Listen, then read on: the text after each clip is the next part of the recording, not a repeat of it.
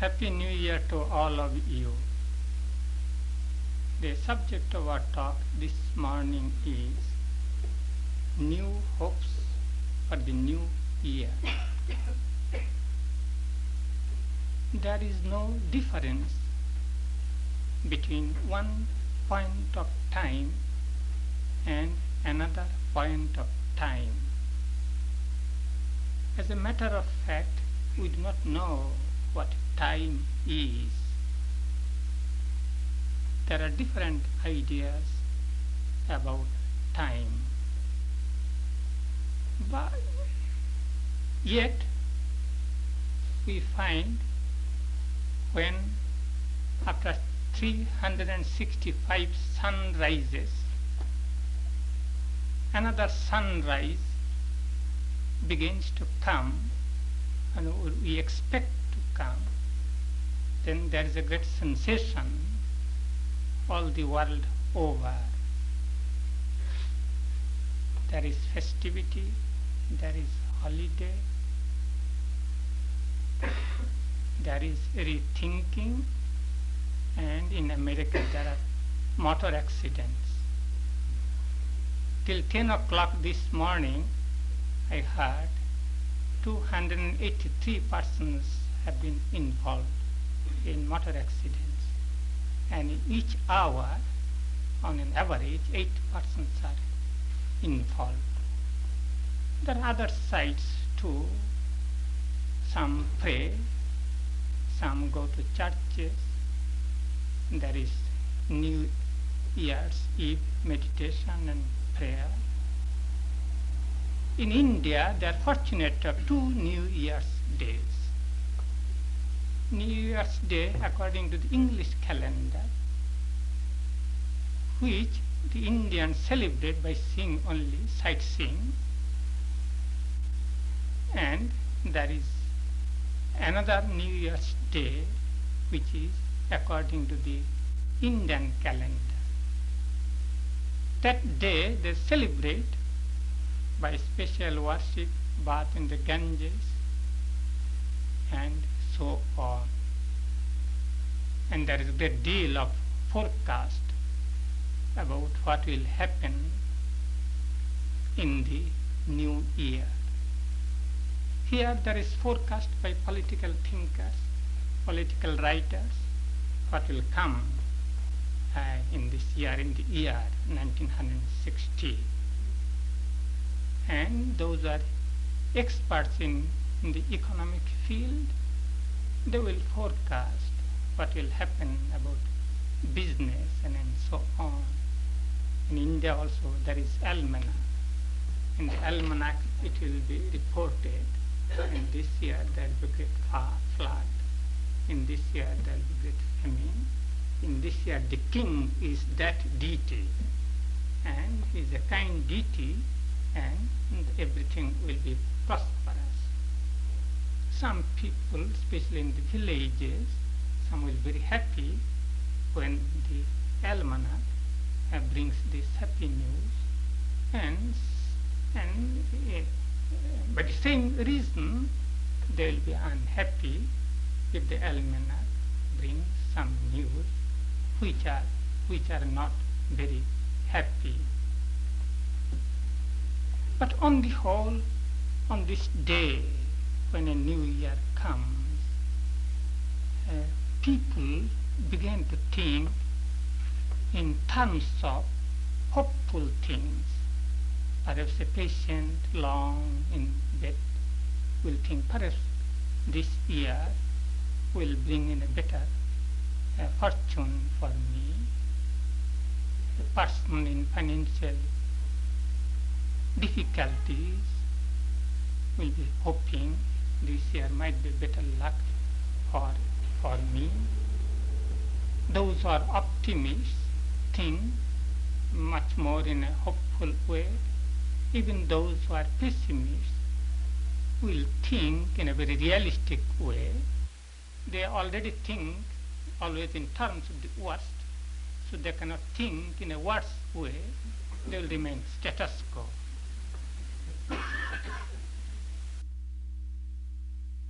But we find if we can be hopeful, then a great deal of energy is released. Those who are hopeful, they can face life better. Anything they can face better. Their energies are not clogged by depressing thoughts. Rather, there is a flow of energy which they can utilize. In games, it has been seen, especially I remember I saw many times in the game of soccer, football, which they play in England and countries influenced by English people. You cannot be sure what will be the result of the game till the last minute. It has been found at the last minute the losing party got the ball and won the game, though the winning party was confident. At the last moment, the things changed altogether. This could happen because only the losing party did not lose their nerves. They were persisting. They were persevering. They did not think in terms of their being defeated. They persisted, and at the end they won the game. I've seen many such things. I've seen in our place when the monks would be playing in Mayavati, there was a Swami who was a great sportsman in his college days. I've seen several times almost a losing game, but he would be persisting.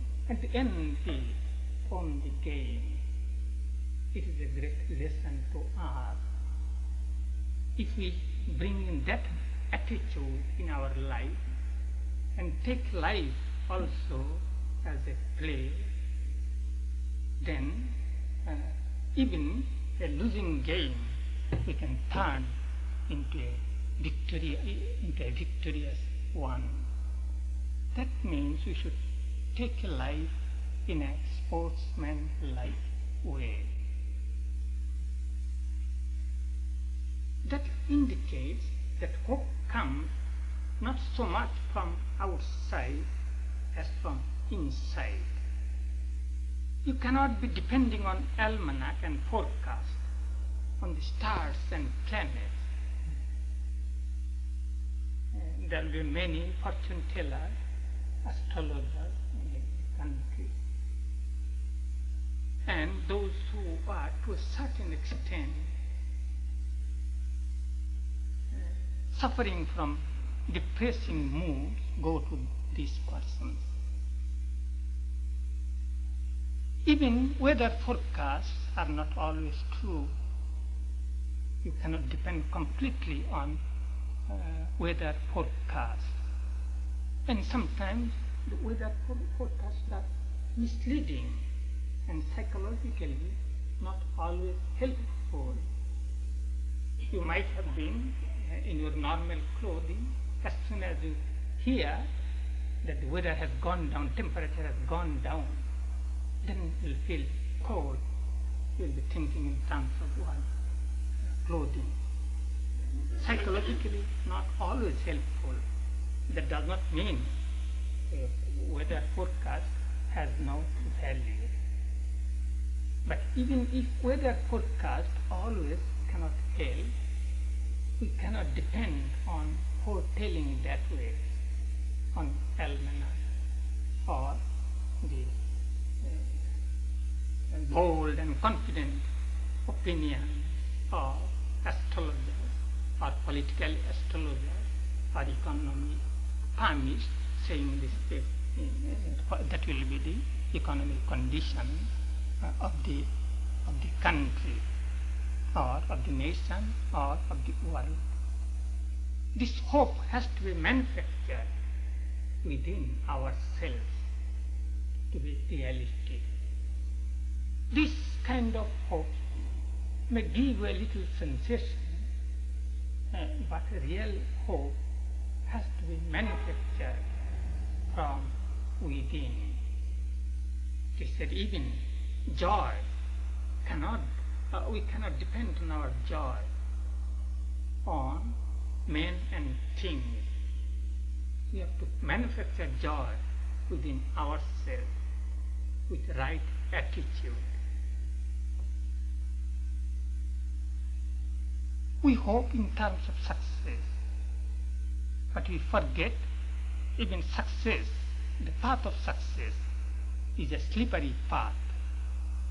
Success does not give us joy, permanent joy at least. It is a slippery path. You must be continuously going on. If you cannot do that, you come down. Or, as soon as you got it, what you wanted to get, your whole life was pinned on that, as it were.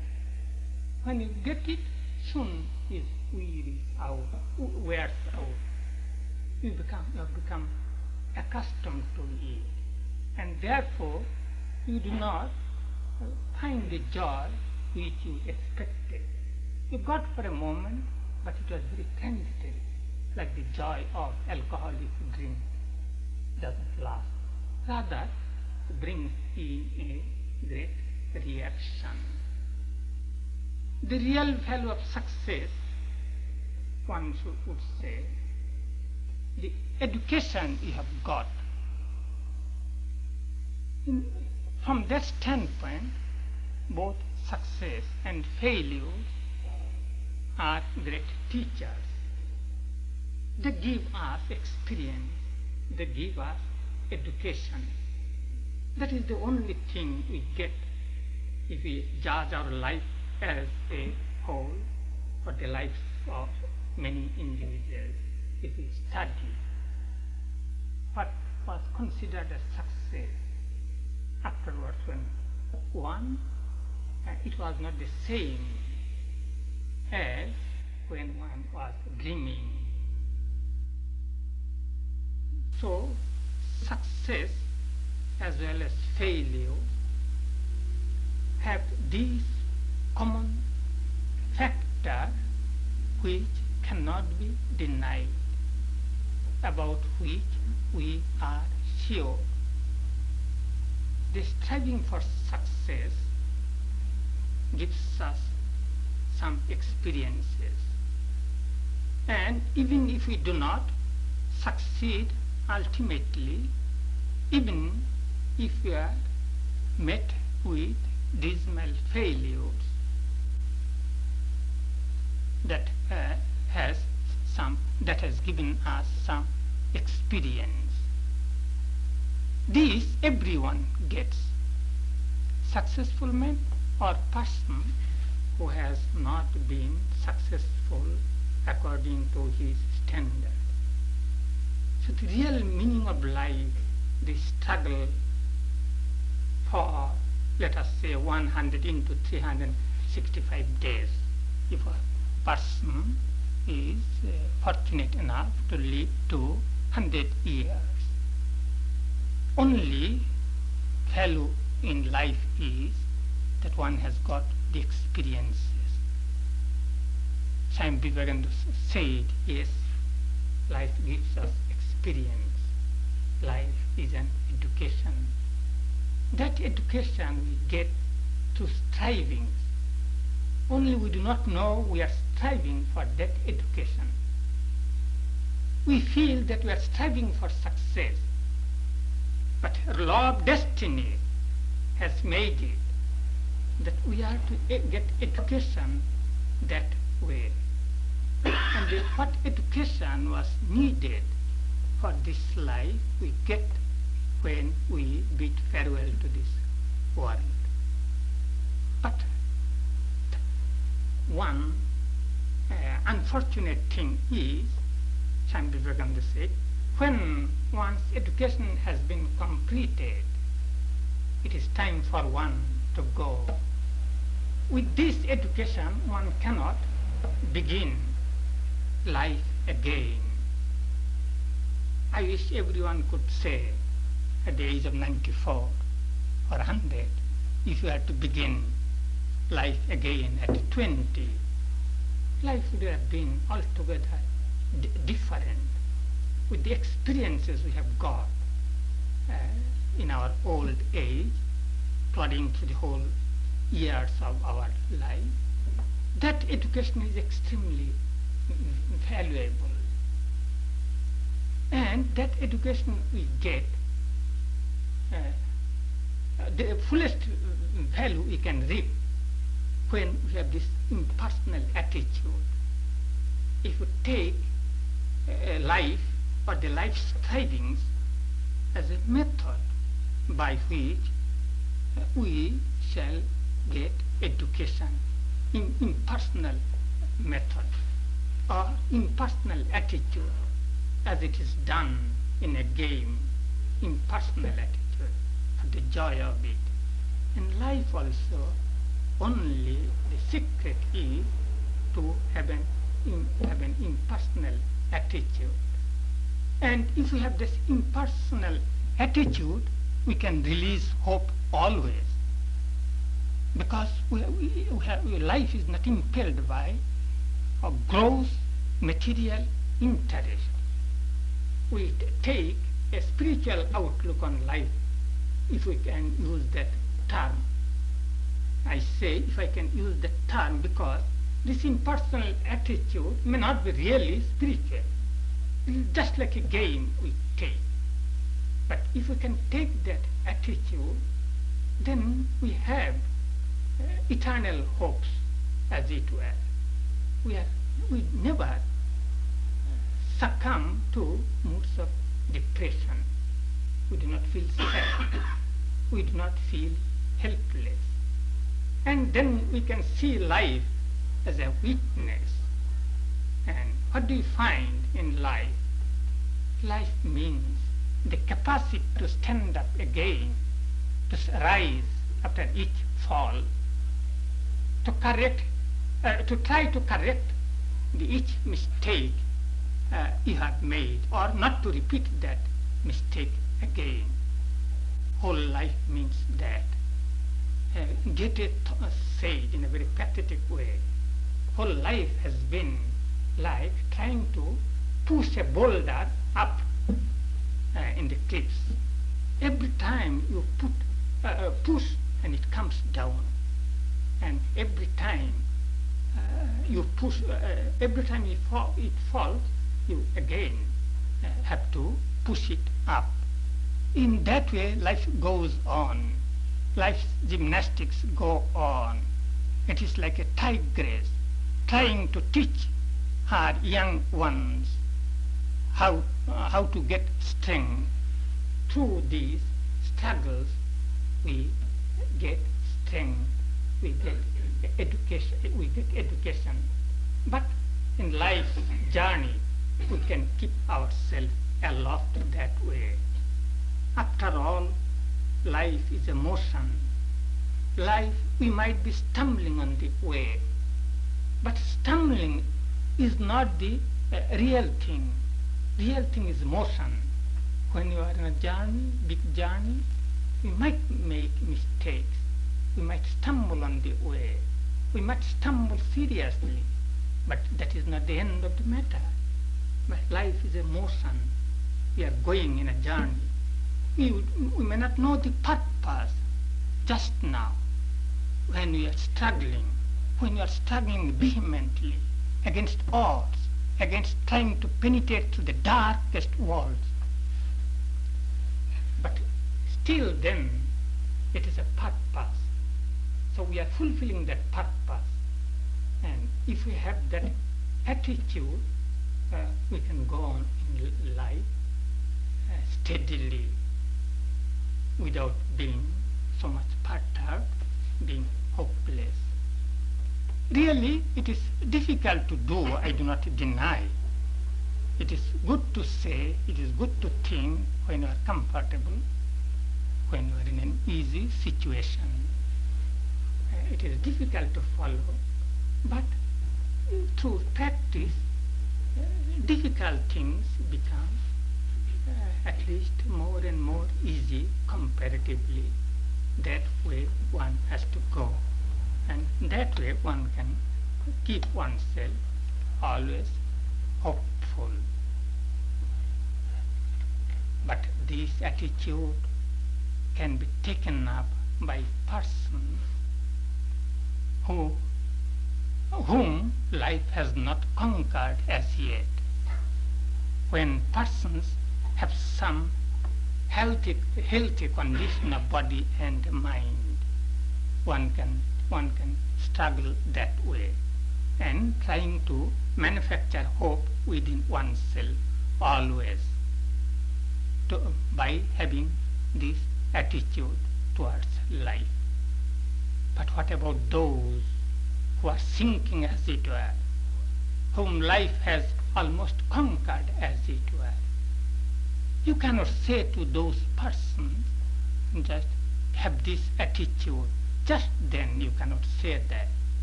When the danger has come in such a proportion, and when one is not prepared for that, you cannot say that.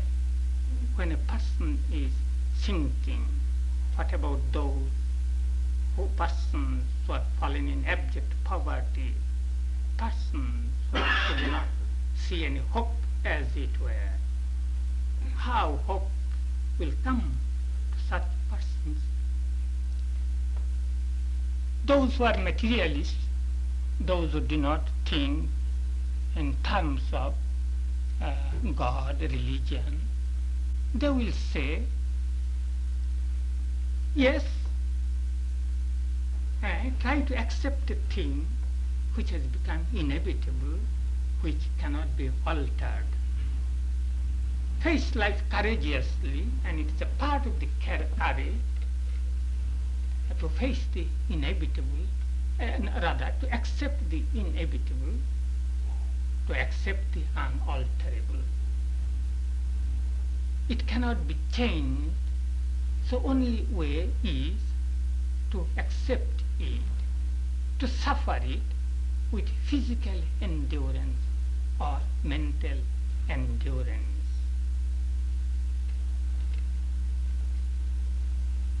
But there is some fallacy in it. It seems a very good thing, almost spiritual, but it is not so. They say, out of life one must get joy and success. When that joy is denied to you, when success does not come, then accept the inevitable. When there is death, when there is prolonged disease, when there is poverty which cannot be changed, circumstances are such, accept them. They do not face the real situation, and they are always anxious to harvest joy out of life, the joy of success. But when you want the joy of success, surely as the sun rises in the east every morning, you will be a victim of unhappiness, distress. At that moment you cannot say, accept the unalterable. If in your whole life you have gone after happiness and success, for your health and so on, and if you postpone the death, thought of death through fear, simply through fear, don't utter that word, you cannot at that time say, let us accept it. A few individuals might be doing that, and they might do it from courage or from insensateness. Too insensate to feel that way. It is something like giving a materialistic solution to a problem which is really spiritual. Let us say death. It is not a problem of materialism. It is a spiritual problem, and you cannot solve it really by facing it, thinking it is it is inevitable. You give a materialistic solution to a problem which is really spiritual. Even prolonged disease becomes a spiritual problem. Why the disease is not cured? Doctors might say, this is the disease and this is the medicine. It is sure to cure the patient. That patient is not cured. Why? Why does that happen? One might say, suppose medical science has become more and more developed, then that case could be cured, but not always. The same problem will remain. Then it becomes the part of a bigger problem. Why one suffers from prolonged disease, and no human help is of any avail. Doctors are helpless. Nobody under the sun can give you any help. It becomes not simply a physical problem, it becomes a spiritual problem. What is the reason for that? What is the power behind this universe which does these things? In the same way with poverty, one can say, with all one's efforts, one cannot sometimes get material success. In our everyday life, we do not think very deeply, but this material problem is combined with, is interconnected with spiritual problem. So you cannot give simply a materialistic solution. You can say that, but it will not work out. Very few persons will be able to face such situations with equanimity. If one does, there must be some spiritual quality in him. As for instance, if he has cultivated that attitude that we shall accept the inevitable in the same way, rather we shall accept the success in the same way as we accept the unalterable bad situation. So it becomes at once a spiritual thing. You take success and failure in the same way, with the same attitude. You become altogether non-attached to all these things. And so long as you depend on men or situations for your joy and for your peace, you will never get it. There must be something impersonal, because these things are changing. Men are changing. Men's thoughts are changing. Situations are changing. So long as you depend on these things, wealth and stations, men and circumstances, so long as you depend on these things, you will never be happy, or you will run the risk of being unhappy. You will be caught unawares in such a way that your misery will be more and more. So if we have the real attitude of non-attachment, it becomes a spiritual thing. It is not materialistic thing, we do not believe in it. But there should be some philosophy. Why should you take an attitude of non-attachment or detachment? You will take it, you can take it really when you have the idea, when you have the philosophy that you are more than material body. Your real self is not material. Even to have a non-attached attitude, there must be a strong, deep-rooted philosophy in you. Simply, in a casual way, you cannot do that. There must be some deeply spiritual attitude. That attitude, one attitude is when one feels that one is a spiritual entity, one is not a material being. One is not material being. One's real self is not material. And then he can lift himself up to that attitude. In other words, when one knows that one is the Atman, one is the self, one can remain unaffected by external situations. There have been persons having prolonged disease. Any disease could not bring in any sadness or depression. One is known that one is the self, one is the Atman. In the same way, any outer circumstances could not bring sorrow to him. He is ever in the same state of bliss. That means when one has succeeded, completely succeeded, when one has completely succeeded in realizing that one is the self and not a material body. We identify ourselves with our material body and mind, and we suffer. That is one attitude. But there are other attitudes, say when one believes in God.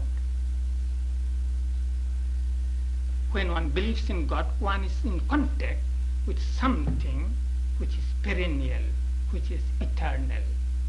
When one has been able to establish some relationship, real relationship, unfailing relationship with something which is infinite, which is eternal. And one should not forget, even in the life of spiritually great persons, there had come occasions when it seemed almost life had conquered them. They passed through difficulties or situations which even a person in the world does not pass through. And even under such situations, they rose above the outer circumstances. Think of Christ, think of Buddha also, he had to suffer. But why is it that they could suffer? Because there's some relationship, they've established some unbreakable relationship with the source of life, with the infinite, with things which are, or with the eternal. Christ said to his disciples, he knew there might be a little shakiness. He said to his disciples, there will come a time when you will be scattered, everyone to his own, you will leave me, but I shall not be alone. The Father will be always with me. He had that feeling, therefore he could stand that situation, and the same hope he gave to his disciples. I shall be with you always till the end of the world, Christ said to his disciples. Naturally, those disciples who realized these things as a fact, they could have all eternal hopes under very difficult situations. Muhammad said, Muhammad also had to suffer.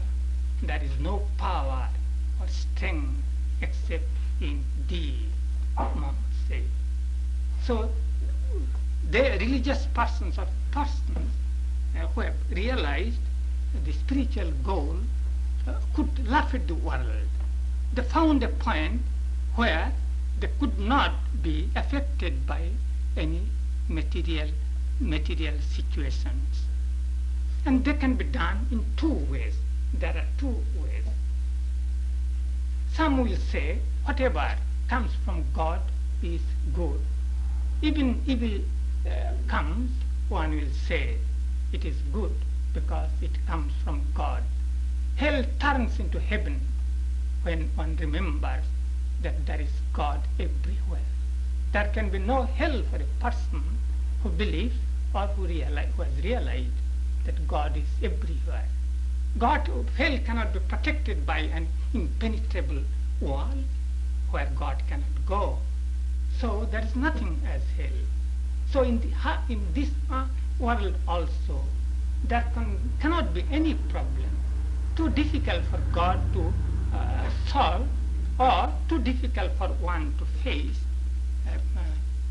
because one thinks everything comes from God. So Swami Vivekananda would say in one of his poems, And that was the philosophies of his life also. So don't have a cringing attitude towards God, or towards the Divine Mother. Have no cringing attitude. Demand it, and if anything evil comes, there is no harm. It comes from her. She knows her best. Mother's will is best. In one of his poems he would say about life or about the Divine Mother. He said, terror is the name. Death is in thy every shaking step. Thou all destroyer. Come, O Mother, come. And he cultivated a mood, and he taught that even in such circumstances, try to feel. Don't quake. Don't be shaky. Everything comes from God. Even death comes, even evil comes, so it is from God. It is a blessing. In one of his Sanskrit hymns he wrote. He says, a person might seem friendly to me, a person might seem hostile to me, but in the eyes of Divine Mother, none is hostile, none is more friendly. She is impartial. Her eyes are on all. And in our situations of life, favorable and unfavorable, we must not forget that the touch of the Divine hand is there always. And if we remember the Divine Mother, then our very death will lose its sting. That will be simply the shadow of death, when you remember that it comes from the Divine hand. Our very death will turn into a shadow when you remember that it comes from the Divine Mother. Even death will bring us immortality. That is an attitude, a very strong attitude, which may not be possible for all. But there are other attitudes too. There is one attitude, just to feel the Divine Mother is compassionate. There is not so much of so much as the fierce attitude, as it were, gentle attitude.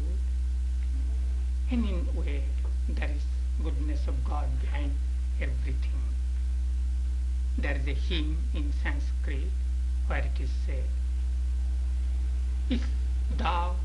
when thou art remembered, you remove all my difficulties.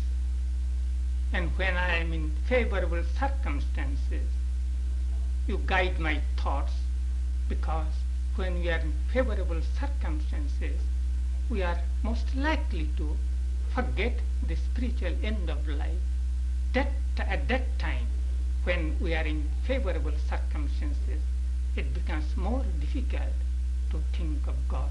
So the prayer is, when I am in favorable circumstances, thou guide my thoughts. You keep my thoughts in a right attitude. And who is there more compassionate than thee, O Divine Mother? You are ever ready to help others. That is an attitude, and that is also a fact. When what the saints realize, that God is ever compassionate. In our foolishness, in our spiritual ignorance, we cry, we fight with God, we think God is unjust, and so on. But when you cross through all these dual throngs, happiness, unhappiness, we come to a region, come to a state when you find that God is all compassionate. We know that afterwards, passing through these struggles.